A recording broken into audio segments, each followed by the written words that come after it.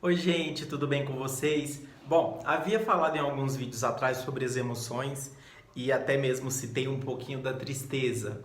Eu disse que a tristeza, assim como todas as emoções, ela devem ser vivenciada, né? Então, nós precisamos nos sentir também tristes, né?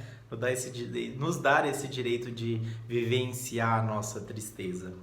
Mas até que ponto a gente consegue observar que esse o estado triste, né, o modo de estar triste, começa a nos impedir de vivenciar outras coisas do nosso cotidiano?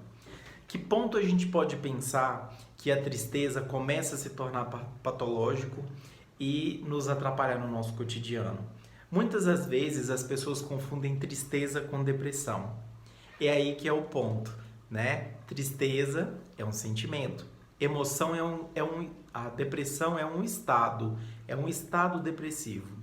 E por falar em depressão, é este o contexto que eu vou apresentar hoje para vocês. Bom, depressão, o que que é? Né? Depressão é um episódio, é um estado emocional que a gente já considera aí como um estado mais grave, né?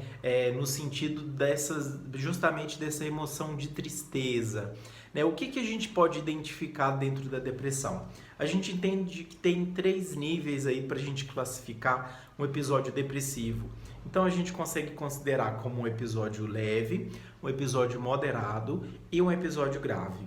Tá? Então são esses 3 níveis aí dentro do episódio de depressão que a gente consegue identificar. E o que seria assim, como que eu consigo pensar, né, ou me ver, né, dentro de uma situação, dentro desse episódio depressivo?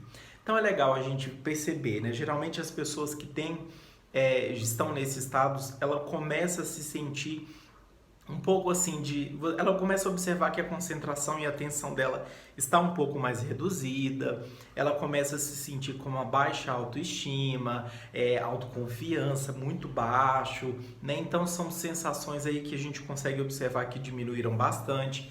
Tem uma ideia muito, né, passa muito pela cabeça dessa pessoa uma ideia de culpa e uma ideia também de inutilidade, né? Aquela pessoa que se vê num cenário tipo, nossa, eu não sou útil, eu não valho nada. Então são pensamentos recorrentes que passam dentro da cabeça de uma pessoa que está dentro desse quadro, né, esse episódio depressivo. A gente observa também essa visão aí desolada, esse pensamento mais pessimista, né, frente ao futuro, às novas expectativas. Então é uma pessoa que não tem tanta perspectiva, vamos dizer assim, do futuro, tá? E claro, a gente observa também a questão do sono perturbado, e em casos mais graves, uma ideia aí de pensamentos autolesivos e até mesmo um pensamento aí de uma ideação suicida, né, em casos mais graves. E claro, né, ao contrário da ansiedade, que eu falei que geralmente tem aí um aumento dessa fome, né, um aumento do apetite, ao contrário da ansiedade, a depressão ela já tem essa diminuição de apetite. Então a pessoa ela sente menos fome, né? Então é uma série de fatores que deixa a pessoa mais fraca, mais debilitada.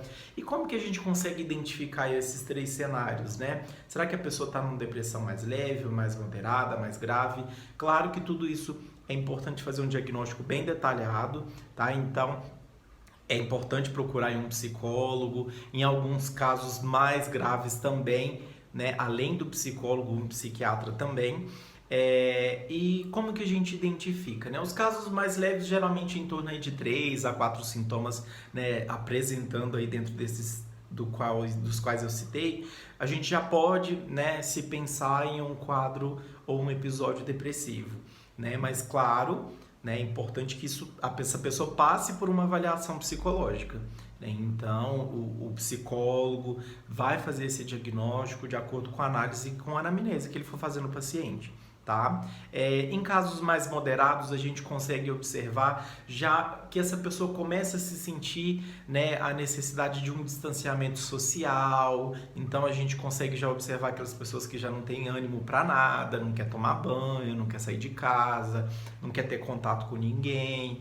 Então é um caso que a gente já pode se pensar aí um caso mais um episódio depressivo mais moderado, né? E alguns casos mais graves, a gente pensa aí principalmente nessa ideação suicida, né? A pessoa que já perdeu o prazer de viver, né? Então ela já está num caso de depressão muito elevado, muito grave. E principalmente também, quando a gente fala em depressão mais graves, existem com pensamentos, né, psicóticos e também é, sem pensamentos, né? Então, quando a gente fala em pensamentos mais psicóticos, pode ser que essa pessoa comece a ter algumas alucinações, alguns delírios. É normal em casos de depressão mais grave que a pessoa apresente um pouco aí desse comportamento também de quadros mais psicóticos, tá?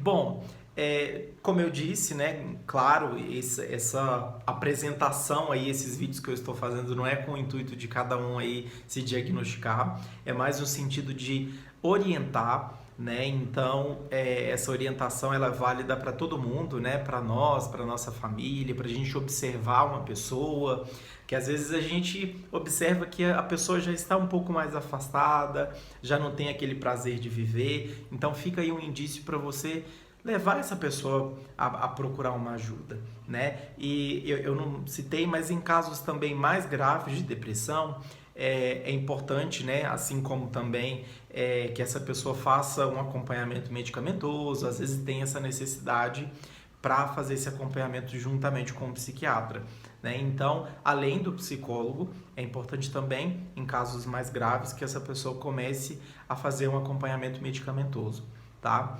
É isso, pessoal, né? Então vamos ficar um pouquinho hoje se familiarizando mais um pouco com esse sintoma, né? Com essa patologia que é a depressão, que é um mal aí do século, que a gente observa que muitas pessoas têm passado por isso, seja na família, seja por ela mesma.